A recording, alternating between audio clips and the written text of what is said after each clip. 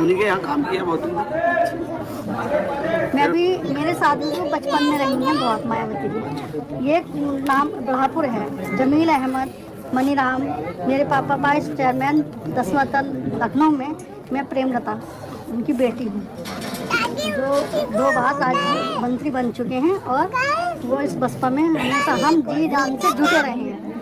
और मायावती जी मेरे साथ बचपन से ही, हमारे गांव में कभी सड़कें नहीं होती। आप आसान करवा सकते हो मेरे मिलने का, क्योंकि मैं मायावती से मिल चुकी हूँ, मेरा नाम बेबी है।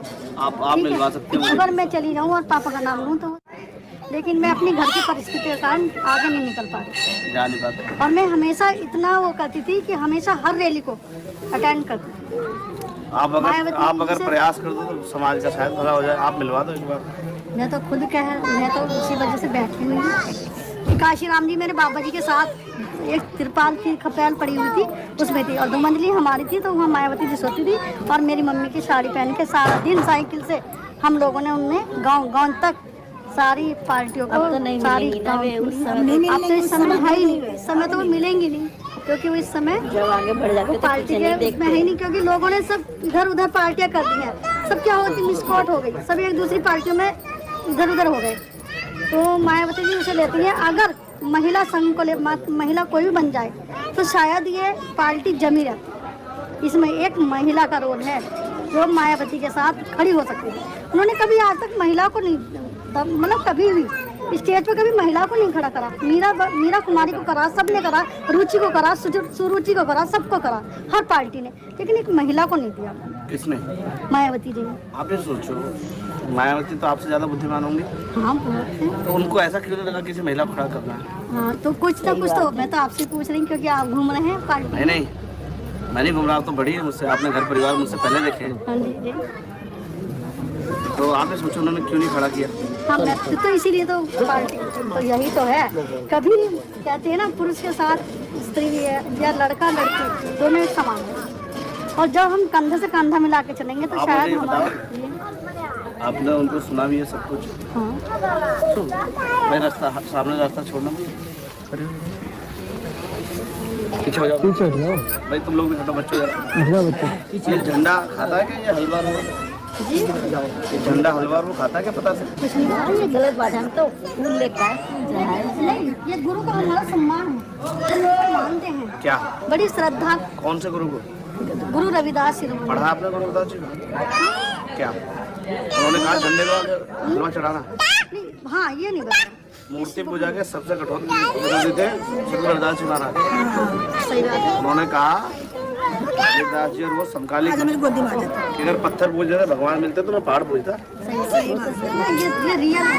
ठीक है, आस्था का मतलब ये नहीं कि आप जाके गारे में खड़े हो जाए इतने उसमें। हम नहीं पता है कि 1 घंटा हवन किया जाता है, 1 घंटा मूर्तियों की पूजा करी जाती है, 1 घंटा पत्थर की पूजा करती है। मगर कभी इंसान अगर जीता है तो जिएगा, चाहे पत्थर की पूजा करे या ना करे। और जब जिएगा नहीं तो आप कहीं भी यमदूत से कहीं से भी लड़ जाइए, उसको एक न एक दिन जाना है।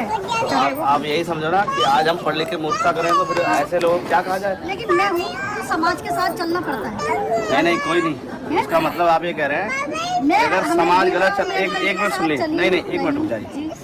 आप ये कह रहे हैं कि समाज गलत चल रहा हो तो उसके पीछे पीछे चल दो। नहीं ऐसा कुछ नहीं है। लेकिन हमने श्रद्धा में उनके फूल चढ़ाए हैं, फूल भी चढ़ाए हैं। आपने अभी क्या कहा? समाज गलत चलना पड़ता है। तो समाज अगर किसी, एक मिनट सुनिए, किसी बेटी को समाज अपमानित कर रहा हो तो सबको उसको अपमानित करना चाहिए? गलत तो गलत कहना चाहिए। पूजा के अकॉर्डिंग कहा है कि पूजा जब मंदिर में जाती है तो 100 साल पहले कौन घुसने देता था आपको मंदिर में? क्या बात कर रहे हैं? ये तो मुझे भी पता है। तो तभी तो हमने तो सिर्फ गुरु जी का ही वो बनवाया है यहाँ। आप समझ रहे हैं? मंदिर में कौन मंदिर में? तो जहाँ आप आए हैं तो क्यों बना है? ये हमारे लिए बना है। यही कह रहा हूँ ना, महिला अगर इस दिन पढ़ती नहीं ना तो कुर्सी पे नहीं बैठती जहाँ बैठी है। सावित्री बाई फुले जी ने यही काम किया है। ज्योतिबा मगर आप उनके काम को आप भी तो आगे बढ़ाओ। सावित्री बाई फुले रही नहीं ना अब? हाँ नहीं रहे। वैसे तो टीचर है अभी भी। कभी आपने इनको समझाया कि बिटिया कहाँ से अधिकार मिले? आप मैं बताओ। समझाती हूँ अपने स्कूल में, सब करती हूँ, लेकिन सबको तो दुनिया, अगर काश मैं इस राजनीति में निकल जाती तो शायद सभी को समझाती। हाँ तो मैं यही समझाने के लिए निकला हूँ। ठीक। ये अपनी तरक्की के रास्ते खोलने पड़ेंगे, वो शिक्षा से ही खुलेंगे। शिक्षा से ही खुलते हैं। वो पैर छू के मत्था टेक के नहीं खुलते हैं।